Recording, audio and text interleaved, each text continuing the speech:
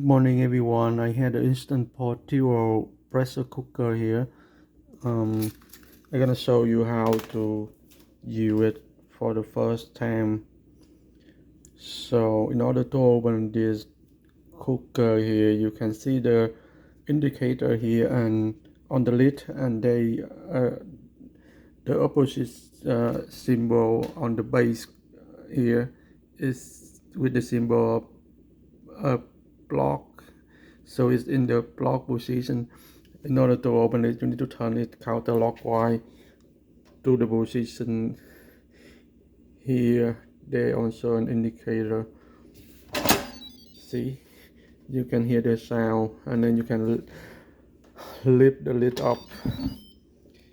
At the same time, when you want to close it, you have to put the lid so that the indicator on the lid match with the symbol on the base of the cooker, and then you can hear the sound also, and then you turn it clockwise to close it.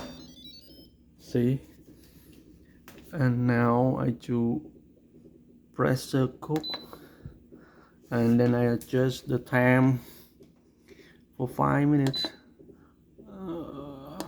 5 minutes. You can press it and then wait until the number show. Okay, there you go. Okay,